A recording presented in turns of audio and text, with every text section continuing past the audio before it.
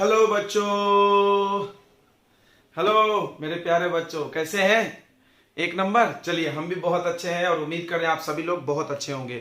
तो control and coordination के 2 lecture आ गए हैं। अगर आपने नहीं देखा है तो जरूर देखें। फर्स्ट लेक्चर में हमने आपको पढ़ाया है पूरे क्लासिफिकेशन कंट्रोल एंड कोऑर्डिनेशन के बारे में कि उसमें क्या क्या पढ़ना है, और मेनली न्यूरॉन पढ़ा है। The starting topic of the control and coordination is neuron. Neuron clear होना बहुत जरूरी है। न्यूरॉन क्या है, न्यूरॉन कैसे काम करता है। अगर आपने नहीं देखा है तो आप यूट्यूब पे टाइप करें विद्यास्थली वाले सर और सर्च करें कंट्रोल एंड कोऑर्डिनेशन, और वहां से आप जाके देखें, ठीक है। और उसके बाद सेकंड लेक्चर में हमने पढ़ा है एनिमल का nervous control and coordination. Animal में 2 सिस्टम होते हैं, राइट? आपको याद होगा अगर आपने लेक्चर देखा है तो, नर्वस भी और हार्मोनल भी। तो nervous control and coordination system पढ़ाया, और उसके बाद हमने आपको पढ़ाया कि नर्वस में 2 लिमिटेशन है। क्या लिमिटेशन है कि नर्वस का जो इलेक्ट्रिक इंपल्स है वो हर सेल तक नहीं पहुंच सकता है। वो नर्वस कंट्रोल एंड कोऑर्डिनेशन उन्हीं सेल में पॉसिबल है जहां पर न्यूरॉन फैला हुआ है। और आपको पता है न्यूरॉन हर जगह नहीं है, सेंस ऑर्गन्स में है, बाकी जगहों पर न्यूरॉन तो नहीं है। जब न्यूरॉन नहीं है तो वहां कंट्रोल एंड कोऑर्डिनेशन कैसे होगा? नहीं हो सकता है, पहला। दूसरा, अगर एक बार कोई न्यूरॉन सेल इलेक्ट्रिक इंपल्स बनाएगा तो अगली बार बनाने के लिए उसको थोड़ा टाइम चाहिए। तुरंत वो नहीं बना सकता है, कंटिन्यूअसली नहीं बना सकता है। तो ये 2 लिमिटेशंस थे, इसीलिए हमारे बॉडी में हार्मोनल कंट्रोल एंड कोऑर्डिनेशन की जरूरत पड़ी, ठीक है। तो ये चीज क्लियर हुई है, हार्मोनल की जरूरत क्यों है। तब आते हैं hormonal control and coordination system, ठीक है। तो ये थर्ड लेक्चर जिसमें हम लोग आपको पढ़ाने जा रहे हैं hormonal control and coordination system in animal. तो देखेंगे, सबसे पहली बात आती है हार्मोन क्या है। हार्मोन क्या है? तो एंजाइम और हार्मोन 2 केमिकल्स हमारे बॉडी में प्रोड्यूस होते हैं ग्लैंड के द्वारा। तो हार्मोन क्या है? तो द केमिकल सब्सटेंस, हार्मोन एक ऐसा केमिकल है जो इंडोक्राइन ग्लैंड से रिलीज होता है। हार्मोन एक केमिकल सब्सटेंस है जो कि इंडोक्राइन ग्लैंड से निकलता है, ठीक है। Which perform control and coordination. देखो, ये कंट्रोल एंड कोऑर्डिनेशन कराता है हमारे बॉडी में। एंजाइम क्या कराता है? फूड को डाइजेस्ट करता है। ये कंट्रोल एंड कोऑर्डिनेशन, अंतर इतना ही है। और ये इंडोक्राइन ग्लैंड से निकलता है और एंजाइम एक्सोक्राइन से। What is endocrine gland? वैसे ग्लैंड जिसमें ट्यूब नहीं हो, डक्टलेस, बिना ट्यूब का ग्लैंड है। वो अपने लिक्विड को या अपने केमिकल को ब्लड में फेंक दे और ब्लड लेकर के हर जगह जाए, ठीक है। तो दूसरी बात क्या है? Hormone are produced by endocrine gland. Hormone endocrine gland से निकलता है, जैसे कि ductless gland, example pituitary gland, thyroid gland, adrenal gland. ये बहुत सारे ग्लैंड्स हैं जो आपके बॉडी में डक्टलेस है, इनमें ट्यूब नहीं है। अगला ग्लैंड, दिस ग्लैंड्स, मतलब ये सारे ग्लैंड, यहां दिस लिख लेना, दिस ग्लैंड्स यहां दिस लिख लें। These glands secrete hormone directly into blood and blood passes hormone to each cell. Blood passes hormone to each cell. Blood हर सेल में हार्मोन लेकर के जाता है। ये बात समझ में आ गई। अब आते हैं एडवांटेजेस ऑफ हार्मोनल सिस्टम। तो जो डिसएडवांटेज था नर्वस का, वो इसका एडवांटेज बन गया है। क्या एडवांटेज है देख लो। It can pass to every cell. Hormone हर सेल तक जाता है, बिकॉज ब्लड लेके जा रहा है। और आपको पता होगा कि ब्लड हर जगह जाता है फूड और ऑक्सीजन के चक्कर में, तो वहां तक पहुंचेगा हार्मोन भी उसके साथ घुल करके। अगला, ग्लैंड सीक्रेट हार्मोन कंटिन्यूअसली। देखो, नर्वस सिस्टम से जो वो इलेक्ट्रिक इंपल्स निकल रहा था वो लगातार नहीं बन सकता, बट हार्मोन कंटिन्यूअसली निकल सकता है। ये दूसरा अच्छी बात है। अगला, ये तीसरा बहुत अच्छी बात है। It can provide wide range of change needed. मतलब एक साथ 10-12 ऑर्गन के काम को चेंज कर सकता है। ध्यान से समझना। जैसे मान लो मेरा हाथ जल रहा है, तो हम अपने दिमाग से सोचे और हाथ पीछे आ गया, ये नर्वस का काम है। लेकिन मेरा हाथ भी जल रहा है, पैर भी जल रहा है, तब ब्रेन किसको जल्दी से एक्शन दे बोलेगा? तो जिसका इंपल्स पहले पहुंच गया। एक साथ 2 काम नहीं करेगा वो। समझ में आ रहा है? मतलब एक साथ बहुत सारे ऑर्गन को कंट्रोल करने का काम नहीं करता है। कौन? स्पाइनल कॉर्ड, ब्रेन वाला system. Wide range of change नहीं हो सकता, मतलब बहुत सारे ऑर्गन्स का काम को चेंज वो नहीं कर सकता है, ठीक है। जैसे इसको समझने के लिए, वाइड रेंज ऑफ चेंज को समझने के लिए यहां एक एग्जांपल हमने लिया है, ठीक है। आपके बुक का ये फंक्शन ऑफ एंडरलिन हार्मोन। देखो, हमारे बॉडी में एक हार्मोन निकलता है एंडरलिन हार्मोन। कहां से निकलता है? एड्रीनल ग्लैंड से। एड्रीनल ग्लैंड कहां होता है? ये किडनी के ऊपर। किडनी के ऊपर दोनों साइड में एक छोटे छोटे ग्लैंड होते हैं, जिसको बोलते हैं gland of emergency. Gland of emergency यानी इमरजेंसी में काम आता है ये। तो अचानक से भागने में, अचानक से दौड़ने में, अचानक से डांस करना है, जंप करना है, मतलब सडन एक्शन जो अचानक से काम होता है। और क्या बोलते हैं? डेंजर सिचुएशन, मतलब भाग लेना है तुरंत। तो ये सभी चीजों को आप 100 मीटर रेस दौड़ रहे हो तो फुल एनर्जी के साथ दौड़ना पड़ता है, तो अचानक से इतना एनर्जी हमारे बॉडी में कहां से आएगा, कौन सप्लाई करेगा, तो वो काम होता है एंड्रेलिन ग्लैंड से निकलने वाले हार्मोन का, एंड्रेलिन हार्मोन। तो आप देखना एक हार्मोन कितने लोगों के काम को बदलता है, बट न्यूरॉन सिस्टम ऐसा नहीं कर सकता। न्यूरॉन सिस्टम एक ऑर्गन या 2-3 ऑर्गन को कंट्रोल करेगा, ये बहुत सारे, ये वाइड रेंज ऑफ चेंज ला सकता है, वाइड रेंज ऑफ चेंज मतलब बहुत सारे ऑर्गन्स के काम को एक साथ बदलेगा। देखो यहाँ पे ध्यान समझना, एंड्रेलिन hormone, this hormone passes to different parts of body. यह हार्मोन हमारे बॉडी के डिफरेंट पार्ट्स में जाता है, कैसे जाता होगा, ब्लड से जाता है।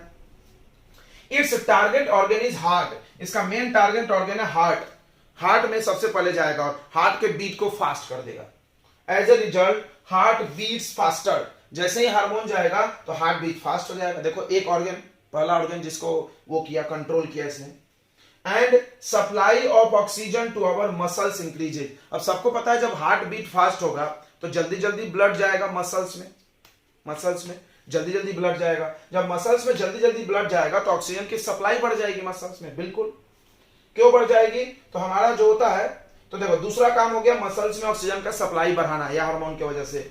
तीसरा, the blood of digestive system, हमारा जो डाइजेशन सिस्टम में जो ब्लड लग रहा है, कहां लग रहा है, तो खाना डाइजेस्ट होने के बाद ब्लड क्या करता है, उसको लेके सेल में जाता है। वो ब्लड और स्किन का जो ब्लड होता है वो डाइवर्ट हो जाता है टू स्केलेटल मसल, क्यों, क्योंकि हमारे स्केलेटल मसल मतलब जो बोन से जुड़े हुए, ये हाथ का, पैर का, क्योंकि जब अचानक सिचुएशन में आपको भागना है जल्दी से, तो इन मसल्स को बहुत ऊर्जा चाहिए, तो ऊर्जा के लिए उनको ब्लड चाहिए, ब्लड ही लाके देगा ऑक्सीजन, तो एनर्जी बनेगा। तो हमारा ब्लड कहां से आएगा, हमारे बॉडी में अचानक से ब्लड बनेगा नहीं, जितना ब्लड है उतना ही काम पे लगाओ। तो भाई मेरे पास मान लो 100 मजदूर है, 100 लोगों को हमने काम बांट दिया, लेकिन अचानक इमरजेंसी आ गया एक डिपार्टमेंट में, तो क्या करेंगे, सारे मजदूर को बोलेंगे तुम उधर जाओ भाई, अभी थोड़ी देर के लिए काम बंद करो, वैसा कुछ। तो अचानक से कुछ इमरजेंसी आता है हमारे बॉडी में, तो हमारे डाइजेस्टिव सिस्टम का और स्किन का ब्लड रिड्यूस होकर के कहां चल जाता है, स्केलेटल मसल को। आपने महसूस किया होगा कि जब आप रनिंग करते हो तो आपके हाथ, पैर, स्किन पूरे ठंडे हो जाते हैं, क्यों, क्योंकि इसके ब्लड सब कहां चले गए, स्केलेटल मसल को, स्किन वाले ठंडे ठंडे। अभी ब्लड की वजह से गर्म है, आपको पता होगा we are warm blooded, blood की वजह से गर्मी है हमारे बॉडी में, तो ब्लड चला जाता है, ठीक है। तो डाइजेस्टिव सिस्टम, आप ऐसे देखो, जब आप दौड़ते हो तो आपके मसल्स पूरे सिकुड़ जाते हैं, कॉन्ट्रैक्ट, हर ये हाथ का, कोई ऐसा दौड़ता है क्या, ऐसे नहीं, ये मसल कॉन्ट्रैक्ट हो गया, ये देखो ये मसल कॉन्ट्रैक्ट, हम लोग ऐसे दौड़ते हैं, हाथ भी ऐसे नहीं रहता है खुला, सारे मसल कॉन्ट्रैक्ट हो जाते हैं, ये कॉन्ट्रैक्ट, पेट वेट जितने मसल है सब सिकुड़ गया, कॉन्ट्रैक्ट हो गया, मतलब इनके ब्लड सब स्केलेटल मसल को चले गए। अगला देखो, due to contraction of muscle, यानी क्या क्या हुआ, देखो हार्ट बीट बढ़ा, मसल्स को ऑक्सीजन सप्लाई भरा, डाइजेस्टिव सिस्टम वाला ब्लड सब चला गया स्केलेटल मसल को, और स्केलेटल मसल कॉन्ट्रैक्ट हो गया। ऑल चेंजेस अकर टुगेदर, ये सारा चेंज एक साथ हुआ, wide range of change feel हो गया। ऑल क्या बोल रहा है, ऑल चेंजेस अकर टुगेदर, और अंत में लिख लो which help our body to deal with, which यहां लिख लें, which help our body to deal with situation, जो हमारे बॉडी को किसी भी हालात से लड़ने में मदद करेगा। ये सारा चीजें एक साथ चेंज होगा, ठीक है। आपने रनिंग की होगी, सुबह सुबह उठ के रनिंग किए हैं क्या आप, जॉगिंग, तो उसमें आपने देखा होगा क्या, ये सारी चीजें। तो रनिंग करने में आपको कौन सा ग्लैंड काम आ रहा है, एंड्रेलिन। आपने देखा ज्यादा रनिंग करते तो यही दर्द होता है ये है ग्लैंड की वजह से, ठीक है बच्चों। तो ये आपको समझ में आ गया होगा। तो अब हम लोग पढ़ने वाले हैं नेक्स्ट कि कौन कौन सा हार्मोन हमारे बॉडी में है और कौन कौन सा ग्लैंड है, वो कौन सा काम करता है, ठीक है। तो जल्दी से आप नोट कर ले, तब तक हम लोग आगे बढ़ते हैं, ठीक है।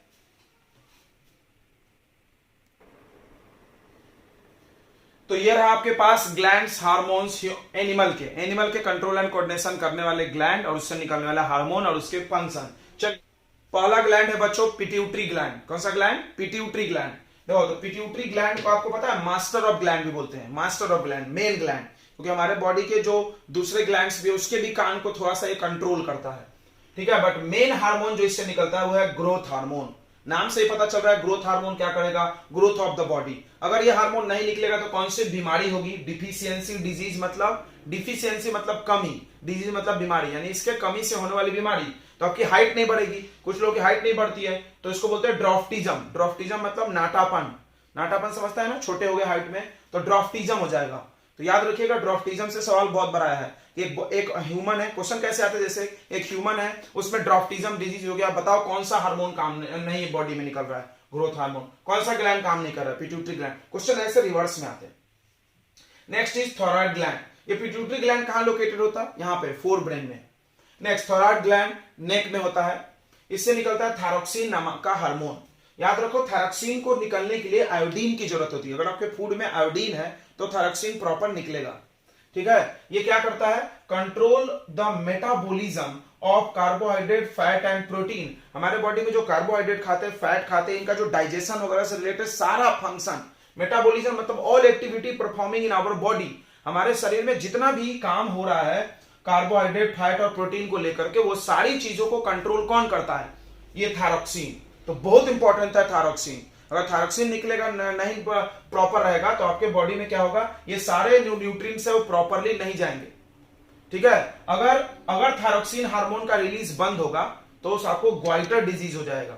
ग्वाइटर क्यों, थायराइड ग्लैंड स्वेल हो जाता है, आपने देखा होगा ऐसा गला मोटा हो जाता है, ये जो थायराइड ग्लैंड है वो स्वेल हो जाता है अगर थायरोक्सिन हार्मोन निकलना बंद हुआ तो ग्वाइटर किसकी वजह से होता है, तो कोई बोलता है डिफिशियंसी ऑफ आयोडीन,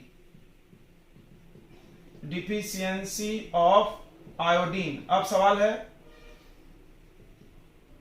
इसमें आयोडीन कहां से आ गया, ये तो ग्लैंड थायरोक्सिन, ग्लैंड थायराइड है, हार्मोन थायरोक्सिन, तो डिफिशियंसी ऑफ थायरोक्सिन होना चाहिए। तो हमने आपको बताया कि iodine is required to produce thyroxine hormone. तो अगर आपके फूड में आयोडीन नहीं रहेगा तो थायरोक्सिन हार्मोन नहीं निकलेगा तो गोइटर हो जाएगा। ठीक है, नेक्स्ट पैंक्रियास। तो गोइटर से बचने के लिए आपको आयोडीन वाला नमक खाना चाहिए, आपको पता है आयोडीन युक्त सॉल्ट आता है। तो अगला पैंक्रियाज, यहां पे होता है आपको राइट, स्टोमक के नीचे इंसुलिन हार्मोन निकलता है। देखो पैंक्रियाज से हार्मोन भी निकलता है, एंजाइम भी निकलता है, दोनों। पैंक्रियाज आप डाइजेशन में भी पढ़े हो, पैंक्रियाज कंट्रोल एंड कोऑर्डिनेशन में भी पढ़ रहे हैं। तो इंसुलिन निकलता है, इंसुलिन क्या करता है, control the level of sugar in blood, यानी आपके ब्लड में शुगर की मात्रा को कंट्रोल करता है, ज्यादा नहीं होना चाहिए। ठीक है बच्चों, ज्यादा अगर हो गया तो उसको वो कम करता है। ओके, इससे बीमारी सबको पता है यार, बहुत कॉमन डिजीज है डायबिटीज। डायबिटीज होगा कब, जब इंसुलिन आपके बॉडी में कम हो जाएगा। Next adrenal gland. Adrenal gland से हार्मोन निकलता है एड्रेनलिन हार्मोन, ये किडनी पे रहता है। ये क्या करता है, it control heart beat, rate of breathing. अभी हमने पढ़ा था आपको कि ग्लैंड ऑफ इमरजेंसी बोलते हैं इसको। अचानक से आपके बॉडी में बहुत एनर्जी की अगर जरूरत है तो ये लाके देगा। ठीक है, इससे क्या होगा, अगर आप ये खराब हो गया, जैसे किसी से किडनी खराब होता है तो आपने देखा होगा हार्ड वर्क नहीं कर सकता, बिल्कुल, तो वैसे ये ग्लैंड काम नहीं करेगा तो आप हार्ड वर्क नहीं कर सकते अपने बॉडी से। अगला है टेस्टिस और ओवरी, ये दोनों रिप्रोडक्शन कराने में काम आता है, रिप्रोडक्टिव ग्लैंड है, रिप्रोडक्टिव ग्लैंड। तो देखो टेस्टिस जो होता है इस ये मेल में होता है, ओवरी फीमेल में। टेस्टिस से जो हार्मोन निकलता है उसका नाम है टेस्टोस्टेरोन, जिसको मेल सेक्स हार्मोन बोलते हैं।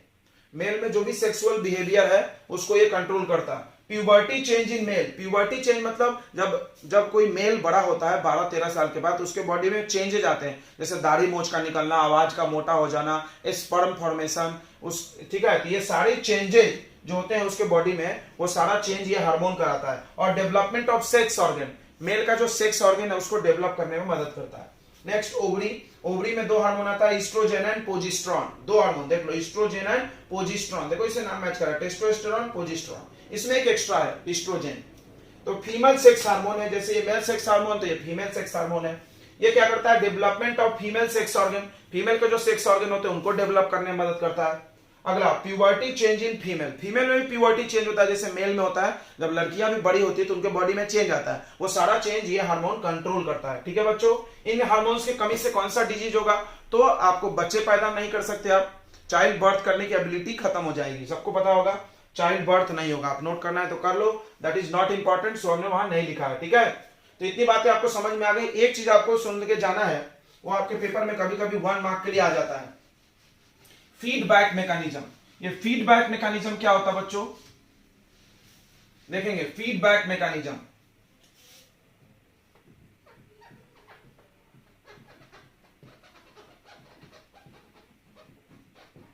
इसको समझना, देखो आपके बॉडी में हार्मोन्स निकल रहा है ग्लैंड से, ये बात तो समझ गया, बट किस ग्लैंड से कितना हार्मोन निकलेगा और कब तक निकलेगा ये कैसे डिसाइड होगा। हमने तो बोल दिया कंटिन्यूअसली, मतलब क्या पूरी लाइफ टाइम निकल रहा, तो जवाब है नहीं।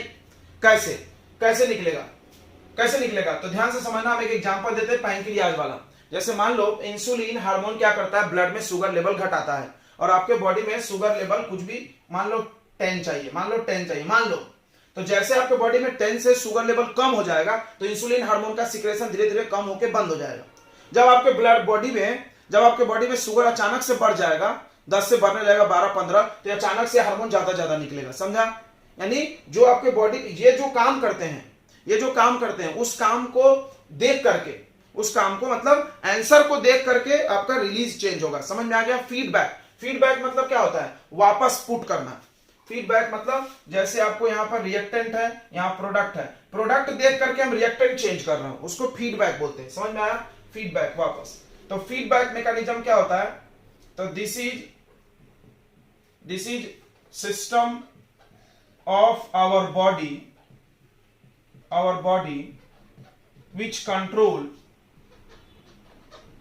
which control amount and timing of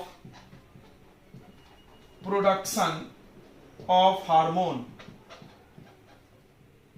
ध्यान समझना, क्वेश्चन आता है कि हमारे बॉडी में हार्मोन के प्रोडक्शन को कौन कंट्रोल करता है, यानी कौन है जो बताएगा कि अब हार्मोन निकलना नहीं चाहिए, अब जरूरत नहीं है।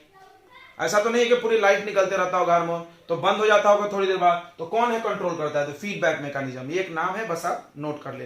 फीडबैक मैकेनिज्म क्या करता है, आपको हमने एग्जांपल दिया, जैसे हमारे बॉडी में शुगर लेवल बढ़ेगा तो इंसुलिन का प्रोडक्शन बढ़ जाएगा, शुगर लेवल डाउन होगा तो इंसुलिन का प्रोडक्शन डाउन हो जाएगा, मतलब बनना भी बंद हो जाएगा। ठीक है बच्चों, तो ये एनिमल का पूरा कंट्रोल एंड कोऑर्डिनेशन खत्म हो गया। इसके बाद आता है प्लांट का, हम लोग इसी लेक्चर में प्लांट का भी पढ़ेंगे, थोड़ा सा लंबा हो जाएगा, आई होप आप थोड़ा कोऑर्डिनेट करेंगे। राइट बच्चों, कंट्रोल एंड कोऑर्डिनेशन पढ़ रहे हैं तो कोऑर्डिनेट तो कर ही देंगे तो कोऑर्डिनेट करिए, थोड़ा लेक्चर लंबा देखिए, और आज ही खत्म करते हैं हम लोग कंट्रोल एंड कोऑर्डिनेशन। ठीक है बच्चों, तो अब हम लोग पढ़ने वाले हैं control and coordination in plant. ठीक है, तो control and coordination in plant में आपको पता है, हम अब बार बार बोल के बता रहे हैं कि एनिमल में 2 कंट्रोल एंड कोऑर्डिनेशन है, हार्मोनल भी और नर्वस भी। नर्वस क्या करता है, हमको फास्ट रिस्पॉन्स देने में मदद करता है, और हार्मोनल क्या करता है, वाइड रेंज ऑफ चेंज देता है, ढेर सारे जगहों पर एक साथ काम करा सकता है। बट प्लांट में क्या होता है, only hormonal control and coordination system present, hormonal system only present in plant. Right, इससे क्या नुकसान होगा प्लांट का, कि इसका रिस्पॉन्स थोड़ा स्लो होगा, प्लांट में जो भी काम होगा, इसे ग्रोथ ऑफ प्लांट या जो भी है वो स्लोली होता है। ठीक है, अगेंस्ट एक्सटर्नल स्टिमुली, स्टिमुली समझता होगा चेंज इन एनवायरमेंट, यानी बाहरी दुनिया में कोई भी परिवर्तन है उसके खिलाफ प्लांट रिस्पॉन्स जो होता है वो स्लो देता है। ठीक है, प्लांट में 4 हार्मोन होते हैं, नाम याद करें, ऑक्सीन, जिबरेलिन, साइटोकाइनिन और एब्सिसिक एसिड। फिर से देख लें, ऑक्सीन, ठीक है, और गिबरलिन्स, उच्चारण लिख दे, क्या आप पढ़ लेंगे, ऑक्सीन, अगला गिबरलिन्स,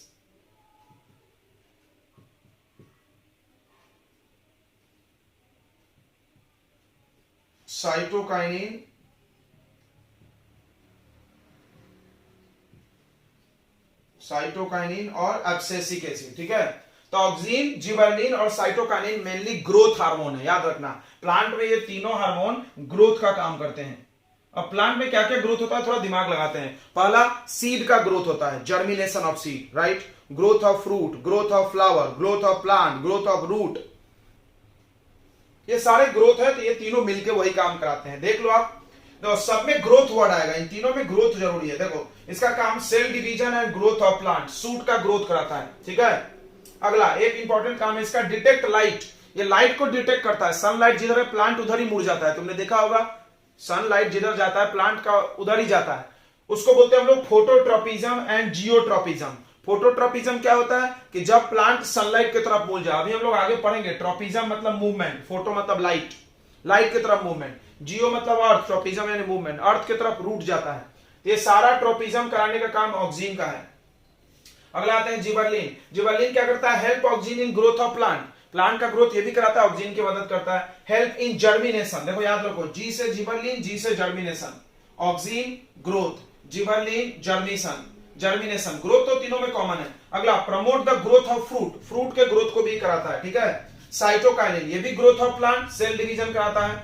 और ओपनिंग ऑफ स्टोमेटा, ठीक है, एक एक काम यूनिक याद रखो, opening of stomata, germination of seed और डिटेक्ट लाइट। सबका यूनिक काम, कॉमन काम क्या है? ग्रोथ, तीनों में। उसके बाद है एब्सेसिक एसिड। एब्सेसिक एसिड को ग्रोथ इनहिबिटरी हार्मोन बोलते हैं। ये क्वेश्चन आता है पेपर में, why abscisic acid is called growth inhibitory. Inhibitory मतलब स्टॉप, रोकना।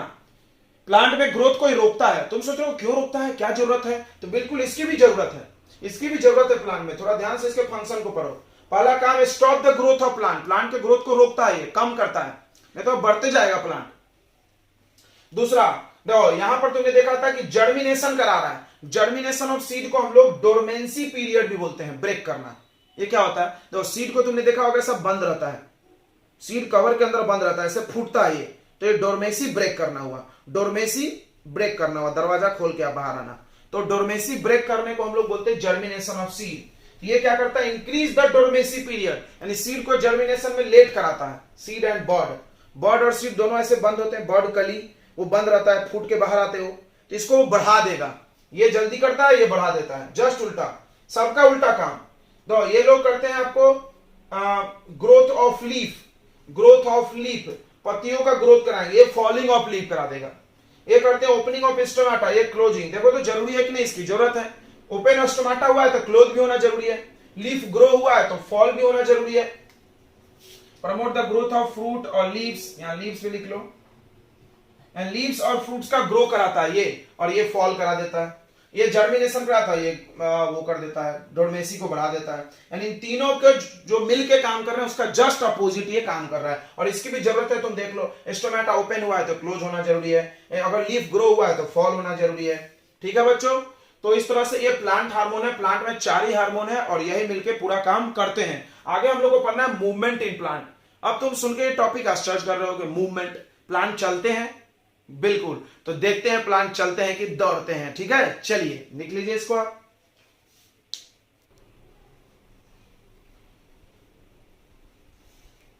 तो अब हम लोग पढ़ने जा रहे हैं मूवमेंट इन प्लांट। तो आश्चर्य लग रहा होगा आपको कि प्लांट चलता नहीं है। बिल्कुल, आप सही सोच रहे हैं, प्लांट नहीं चलता है। फिर हम किसकी मूवमेंट की बात कर रहे हैं? तो प्लांट के पार्ट्स चलते हैं, प्लांट के पार्ट्स चलते हैं। जैसे आपको हम कुछ एग्जांपल्स बताते हैं, फिर ये पढ़ेंगे। जैसे आपने देखा होगा कि आपके पास गमले में पौधा है और आपका पेड़ सनलाइट की तरफ मुड़ जाता है, देखे होंगे।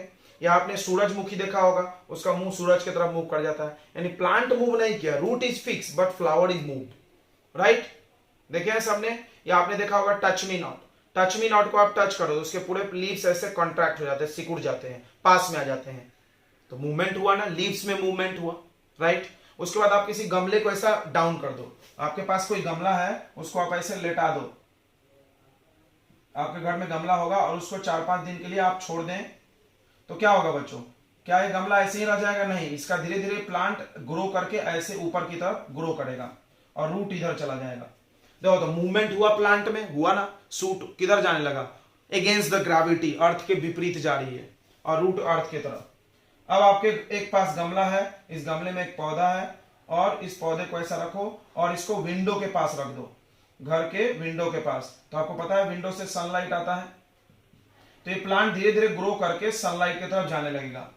ठीक है, आपने देखा होगा ऐसे प्लांट मुड़ जाना। या अक्सर आप नदी, नाले या तालाब के किनारे से आप जब घूमे होंगे आप, तो वहां पर देखोगे वहां के प्लांट ऐसे टेढ़े रहते हैं। जो बड़े बड़े प्लांट होते हैं, पेड़ होते हैं, ट्रीज होते हैं, वो बेंट होते हैं। क्यों बेंट होते हैं? क्योंकि ये नदी बह रही है, देखो नदी में पानी है, आप यहाँ कोई प्लांट करो तो प्लांट का रूट नदी की तरफ भागेगा, भागेगा ना, वाटर की तरफ। तो प्लांट का सूट बेंड होके इधर चला जाएगा, प्लांट का सूट बेंड होके इधर चला जाएगा। ठीक है, समझ में आ रहा है सबको? प्लांट का सूट उधर की तरफ ग्रो करने लगेगा।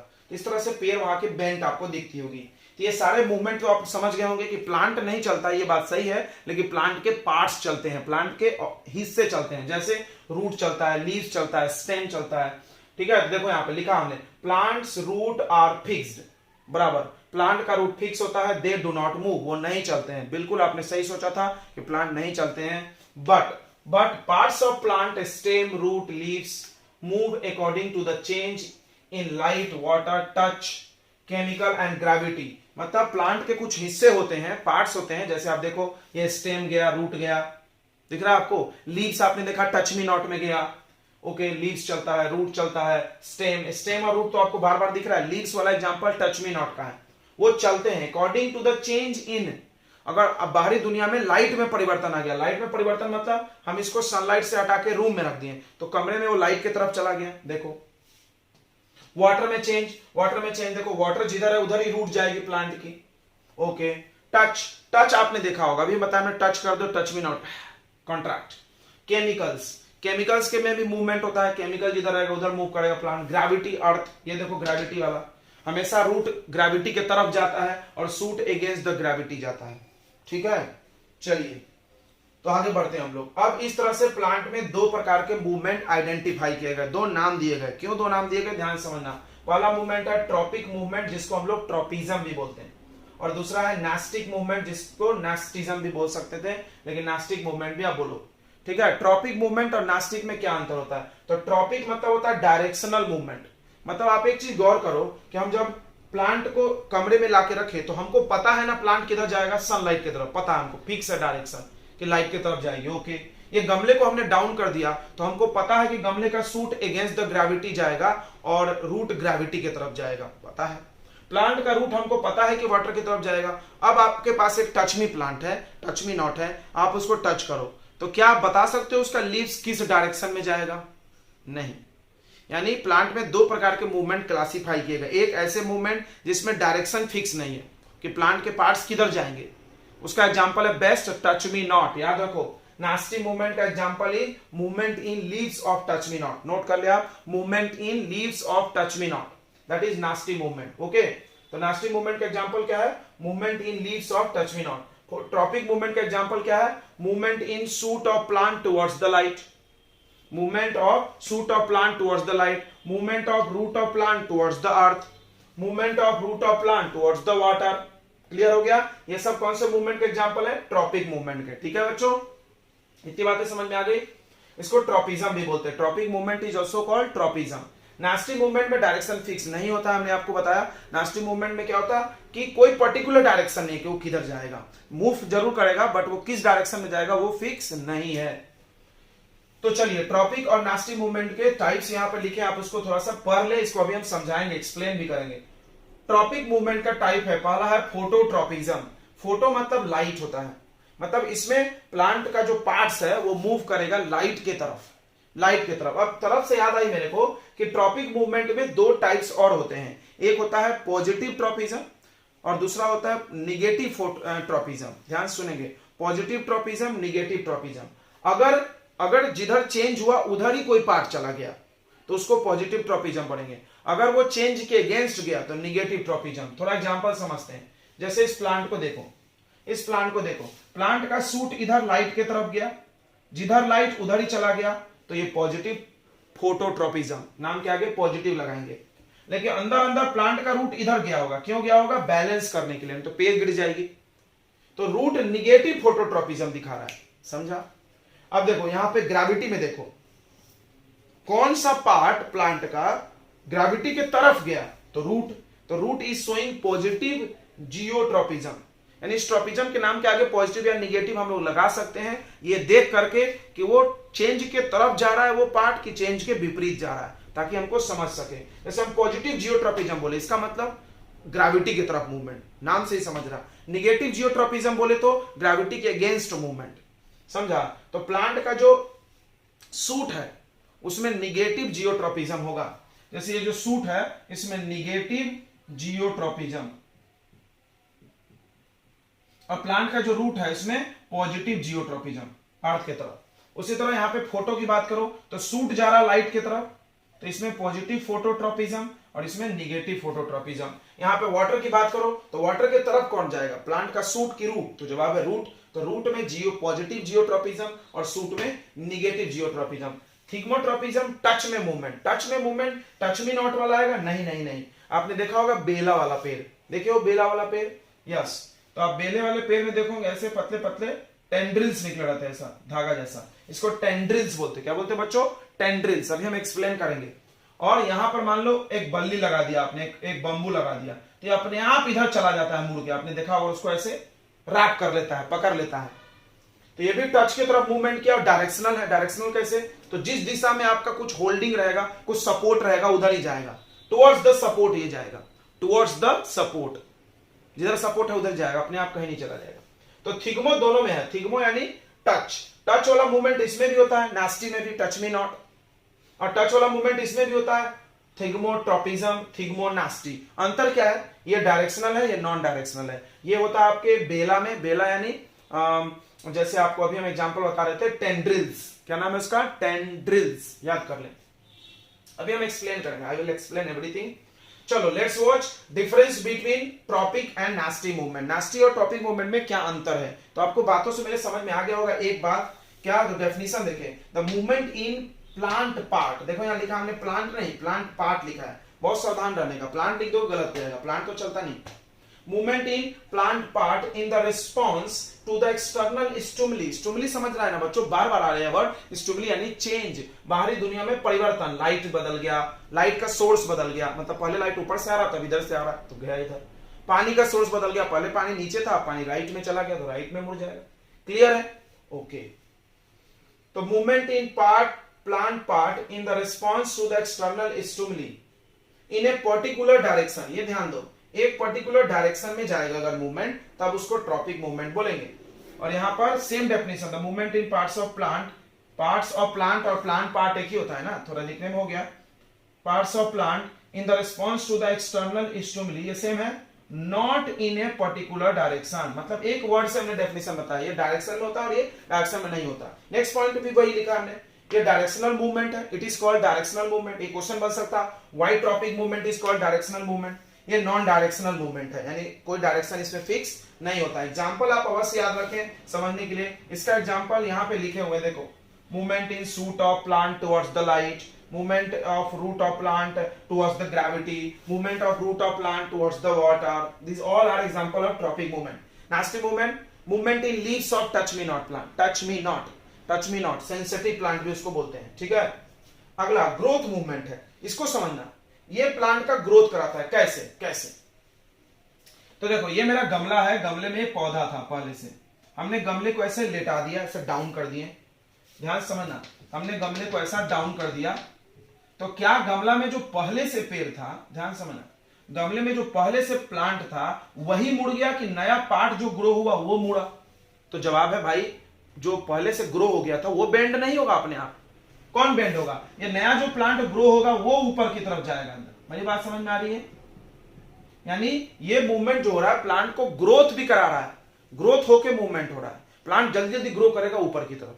समझ में आया? जैसे हमने कमरे में प्लांट को रख दिया, तो क्या जो पुराना प्लांट था वही वाला लाइट की तरफ बेंड होगा? नहीं, प्लांट के नए पार्ट ग्रो होंगे और वो लाइट की तरफ जाएंगे, ये बात समझ में आया सबको? तो ये ग्रोथ कराता है, ये मूवमेंट ग्रोथ कराता है, ये मूवमेंट ग्रोथ नहीं कराता है। क्या टच मी नॉट को टच करने से ग्रो हुआ हो? कुछ भी ग्रो नहीं हुआ है। ओके, अगला ये स्लोअर मूवमेंट है, मतलब नास्टी से स्लोअर, मतलब ऐसा तो नहीं कि आप गमले को ले जाके आप कमरे में रखे और बस सुबह में रखे शाम तक आप देखे मुड़ गया उधर। नहीं, आपको 2 days 3 days even 1 week 1 month भी लग सकता है, बहुत स्लो होता है ये बहुत फास्ट है। आप टच मी नॉट को टच करो, टक तुरंत मूवमेंट होगा, इसमें कोई ज्यादा टाइम नहीं लगता है। देखो फास्ट मूवमेंट है, इमीडिएट मूवमेंट, फास्ट मूवमेंट मतलब इमीडिएट, तुरंत मूवमेंट होगा, प्लांट का जो भी पार्ट है, जो भी मूवमेंट होना वो तुरंत होगा। क्लियर हो गया आपको? ये डिफरेंस है, कुछ आप नोट कर लीजिए। अब हम लोग एक एक एक्सप्लेन करेंगे ट्रॉपिक मूवमेंट में, फोटोट्रॉपिज्म, जियोट्रॉपिज्म, ऐसे हमने बता ही दिया, बट आप डेफिनेशन लिखना चाहते हो तो डेफिनेशन हम लिखा दे रहे हैं। सारे डेफिनेशन एक जैसे हैं, बस एक एक वर्ड चेंज होगा, बस यही डेफिनेशन छापना है।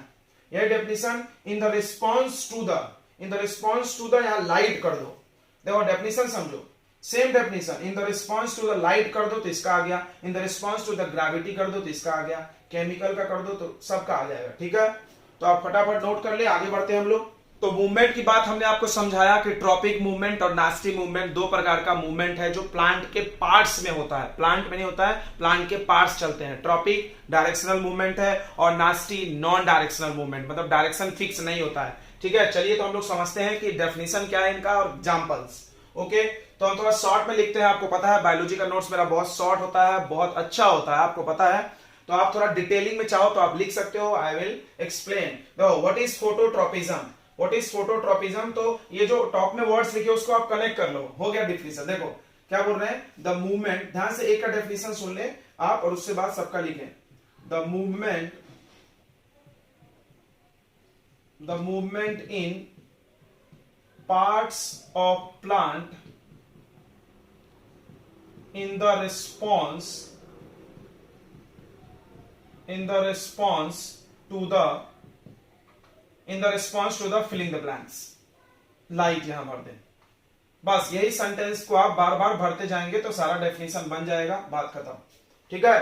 फोटोट्रॉपिज्म का डेफिनेशन क्या होगा? The movement in parts of plant in the response to the light. यहां लिखा हुआ है देखो, tropic movement in the response to the parts of plant. सब वर्ड्स लिखे हैं ना, इन्हीं वर्ड्स को कनेक्ट करके डेफिनेशन होगा। देखो, parts of plant movement in the response to the, हमने क्या बोला? शॉर्ट। बहुत अच्छा। ठीक है, तो सारे यही वर्ड्स कनेक्ट करके डेफिनेशन बने हुए, देख लो आप। अगला इसका डेफिनेशन क्या होगा? The movement in parts of plant in the response to the gravity, the movement in parts of plant in the response to the water, the movement in parts of plant in the response to the chemical, the movement in part of plant in the response to the touch. इसमें the movement in part of the plant in the response to the touch. अगर आपको इनमें और में definition में फर्क लिखना है तो इसमें लिख लो द डायरेक्शनल मूवमेंट और ये नॉन डायरेक्शनल मूवमेंट। ऐसा लिखोगे तो समझ में आएगा कि नास्टी है और ये कौन सा मूवमेंट है? Tropic movement. ठीक है बच्चों, चलिए तो ये हम सेंटेंस मिटा रहे हैं जो बाहर से लिखे थे। ठीक है, तो चलिए यहां पर हमने सब कुछ लिख दिया। Phototropism in the response to the light होता है। Phototropism in the response to the light होता है। पार्ट्स ऑफ प्लांट मूव, यानी प्लांट का कौन सा पार्ट मूव करता है? अभी हम आपको एग्जांपल दे रहे थे कि आपके पास एक गमले में पौधा है और आप इसको कमरे में ले जाकर रख दो। कमरे में विंडो है इधर, तो विंडो से लाइट आ रही है, तो ये पार्ट जो प्लांट है उसका पार्ट ग्रो जो करेगा वो लाइट की तरफ कर जाएगा और रूट इधर। तो क्या दिख रहा है आपको? Shoot of plant move towards the light, so it is called positive phototropism. Right, बताया था हमने आपको। और root of plant move opposite to the light, so it is negative phototropism. Right, नाम में पॉजिटिव नेगेटिव किसके अनुसार लगाना है? अगर चेंज के तरफ मूवमेंट हो रहा है, if movement is towards the change then it is positive. If the movement of part of plant is opposite to the change, direction of change, then it is negative. आप समझ गए होंगे, बहुत आसान है। जियोट्रॉपिज्म, ग्रेविटी, हमने बताया plant ले लो, ये डायग्राम मिटा दें। एक प्लांट ले लो आप गमले में और क्या करो बच्चों, इस प्लांट को ऐसे आप लाई डाउन कर दो, इसको लेटा दो, तो आप देखोगे प्लांट के जो नए हिस्से ग्रो होंगे वो ऊपर जाएंगे, यानी अगेंस्ट द ग्रेविटी कौन गया? Suit, so it is negative. And root move towards the gravity, so it is positive geotropism. Right? Next is hydrotropism. हमने आपको बताया कि आपका प्लांट अगर है और प्लांट में अगर वाटर का सोर्स उसके लेफ्ट या राइट है तो प्लांट का रूट स्लोली उसी की तरफ ग्रो करने लगेगा, वाटर की तरफ, यानी रूट दिखाता है positive hydrotropism. Root of the plant always move towards the water. Chemotropism is very important, इसके एग्जांपल्स अक्सर यूजुअल नहीं है। केमिकल्स के तरफ मूव होता है, थोड़ा ध्यान से समझेंगे। आपने पढ़ा होगा फर्टिलाइजेशन इन प्लांट, सभी लोग जानते होंगे। देखो हम यहाँ डायग्राम बना के समझाते हैं। प्लांट का जो फीमेल रिप्रोडक्टिव पार्ट होता है जिसका नाम है कार्पेल, क्या नाम है बच्चों? स्टेमेन। स्टेमेन क्या नाम है बच्चों? Stamen. Stamen, carpel. Stamen male part है और कार्पेल फीमेल पार्ट, पढ़े है ना आपने? राइट, ये कार्पेल है। कार्पेल में आपने देखा होगा पॉलन ग्रेन यहाँ आता है, प्लांट का मेल गैमीट पॉलन ग्रेन आता है ना? कहां से आता है आपको? तो मेल रिप्रोडक्टिव पार्ट जो स्टेमेन होता है उससे पॉलन ग्रेन यहां आता है। पॉलन ग्रेन आता है तो वो केमिकल्स प्रोड्यूस करता है और वो केमिकल ऐसा एक ट्यूब बनाता है, इस ट्यूब का नाम है पॉलन ट्यूब। कौन सा ट्यूब बच्चों? पॉलन ट्यूब, ध्यान से समझना। और ये ट्यूब बना के प्लांट के ओव्यूल की तरफ बढ़ता है, इसके अंदर एग रहता है जहां फर्टिलाइजेशन होता है, समझा? ये मेल गेमिट जाके फीमेल गेमिट से मिलेगा तभी तो फर्टिलाइजेशन होगा ना बच्चों। What is fertilization? Fusion of male and female gamete. ठीक है, हमको रिप्रोडक्शन चैप्टर में भी इसको अच्छे से पढ़ना होगा, अभी थोड़ा सा समझ लें। तो जब ये पॉलन ग्रेन इस स्टिग्मा पर आके चिपकेगा तो it release chemical and this chemical help the formation of pollen tube, और ये ट्यूब से पॉलन ग्रेन मूव होते इस ओव्यूल की तरफ आता है। तो देखो यहाँ क्या लिखा है, growth of pollen tube. Pollen tube का जो निर्माण हो रहा है, ग्रोथ हो रहा है टुवर्ड्स द ओव्यूल, ओव्यूल की तरफ जा रहा है ड्यूरिंग फर्टिलाइजेशन इन फ्लावर। फ्लावर में जब फर्टिलाइजेशन होता है तो पॉलन ट्यूब का जो निर्माण होता है वो किसके तरफ होता है? ओव्यूल के तरफ होता है। यानी देखो ट्यूब बन रहा है, केमिकल जिधर केमिकल जा रहा है उधर ही ट्यूब बन रहा है, ये केमिकल गिरते जा रहा है, ट्यूब बनते जा रहा है। ठीक है, तो ये जो मूवमेंट हो रहा है आपको, फॉर्मेशन ऑफ पॉलन ट्यूब जो हो रहा है, पॉलन ट्यूब का निर्माण जिसमें पॉलन ग्रेन मूव कर रहा है, वो कौन सा मूवमेंट होगा आपको? पॉजिटिव केमोट्रोपिज्म। याद कर ले, समझ में आ गया सबको? Formation of pollen tube, pollen tube का जो ग्रोथ हो रहा है, ग्रोथ तो आपको दिख रहा है ना, ग्रोथ मूवमेंट है, ये सब ग्रोथ कराते हैं। और डायरेक्शनल भी एक पर्टिकुलर डायरेक्शन में हो रहा है, दिख रहा है सबको। तो पॉलन ट्यूब का जो ग्रोथ हो रहा है प्लांट में होता है उसको हम लोग बोलते हैं केमोट्रोपिज्म। Next is thigmotropism. थिग्मोट्रोपिज्म को हम आपको एक्सप्लेन करते बच्चों, आपने बेला देखा होगा, बेला देखे हैं? यस, आपने देखा होगा, कोई भी बेला होता है, ठीक है, तो बेला में ऐसे ऐसे निकले रहते हैं, इसको टेंड्रिल्स बोलते हैं, धागे जैसा, क्या बोलते हैं इसको? टेंड्रिल्स। ये देखो tendrils. What is tendril? The climbing part of plant. The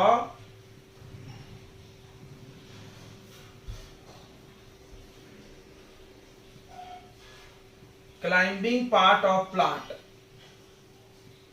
मतलब प्लांट का वो पार्ट जो प्लांट को क्लाइंब करने में मदद करता है, उसको क्या बोलते हैं हम लोग? टेंड्रिल्स बोलते हैं। क्या बोलते हैं बच्चों?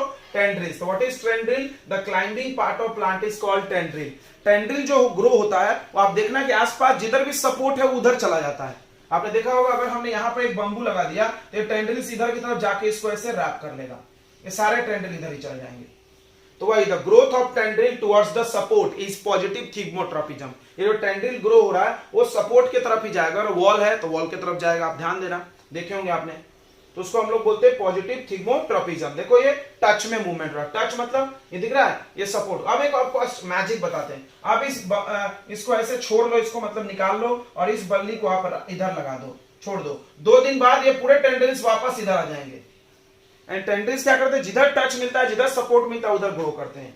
ठीक है, क्लियर हो गया बच्चों? तो पूरे ट्रोपिज्म आपको आई होप क्लियर हो गया with examples and everything. Okay, next is nastic movement. What is nastic movement? हमने आपको बताया ये नॉन डायरेक्शनल मूवमेंट है और ये ग्रोथ भी नहीं कराता है, बट मूवमेंट होता है और तेज होता है। सबसे बेस्ट एग्जांपल इसका टच मी नॉट, छुई मुई बोलते हैं अपने लैंग्वेज में, ठीक है। सेंसिटिव प्लांट आपको एनसीईआरटी में बोला जाता है। तो देखो इसके 2 टाइप था, थिग्मोनास्टी, फोटोनास्टी। थिग्मो मतलब टच, याद हो गया होगा। थिग्मोनास्टी मतलब in the response to the touch. इसमें क्या बोलेंगे डेफिनेशन थिग्मोनास्टी का? The movement in part of plant in the response to the touch, या द नॉन डायरेक्शनल। अगर नॉन डायरेक्शनल लिखोगे तो पता चलेगा कि नास्टी है, इसमें डायरेक्शनल वर्ड लगा दो, एक वर्ड जोड़ लो, तो क्या लिखेंगे? The non directional movement in parts of plant in the response to the touch is called thigmonasty. Example, the movement of leaves of touch me not plant या सेंसिटिव प्लांट। आपने देखा होगा टच मी नॉट, उसको touch करो तो उसके leaves ऐसे contract हो जाते हैं, सिकुड़ जाते हैं, ठीक है, पास में आ जाते हैं, ठीक है। तो अगला ध्यान दो, इसका एग्जांपल ये है फोटोनास्टी। फोटोनास्टी होता है, कुछ प्लांट ऐसे होते हैं जिनके जो फूल होते हैं वो लाइट के हिसाब से चलते हैं। आपने देखा होगा कुछ प्लांट ऐसे हैं, फ्लावर्स, जो रात में खिलते हैं, दिन में मुरझा जाते हैं, देखे होंगे, राइट। तो एक फ्लावर है, उसका नाम है मून फ्लावर। नाम ही है मून, मतलब नाइट में खिलता होगा। तो क्या होता है इसमें, प्लांट का जो पेटल्स होता है, पेटल समझता है क्या? पंखुड़ी, जो आसपास कलरफुल पार्ट होता है प्लांट का। तो प्लांट का जो पेटल्स होता है वो लाइट के अकॉर्डिंग मूव करता है, मतलब डिम लाइट में वो कॉन्ट्रैक्ट हो जाएगा, सॉरी डिम लाइट में वो खिल जाएगा फूल, और डे टाइम में वो कॉन्ट्रैक्ट हो जाएगा। सबको समझ में आया? ये भी मूवमेंट हो रहा है, ग्रोथ ये भी नहीं करा रहा है। सबको समझ में आ गया क्या?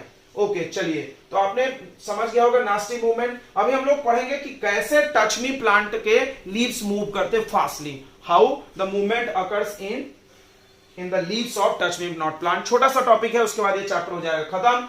तो हमने ऑलमोस्ट ये चैप्टर 3 लेक्चर में खत्म कर दिया है। एक्चुअली 4 लेक्चर होने वाला था, बट हमने 3rd लेक्चर को थोड़ा बड़ा किया और आपको ये खत्म कर दिए। तो एक छोटा सा टॉपिक है, 5 मिनट के बाद ये चैप्टर हो जाएगा खत्म और आप हो जाएंगे फ्री इस चैप्टर से, कंट्रोल एंड कोऑर्डिनेशन। आप कमेंट जरूर करिएगा कि चैप्टर में मजा आया कि नहीं आया। आई होप आपको मजा आया होगा, क्योंकि हमने बहुत शॉर्ट नोट्स बनाए, सारे मेन पॉइंट्स लिखे और एवरीथिंग एक्सप्लेन किए। अगर आप ये शॉर्ट नोट रखोगे तो एग्जाम में बहुत काम आएगा। ओके, चलिए तो देखते हैं हम लोग movement in leaves of touch me not plant कैसे होता है, कैसे वो आपके टच करने से सिकुड़ जाता है। ओके,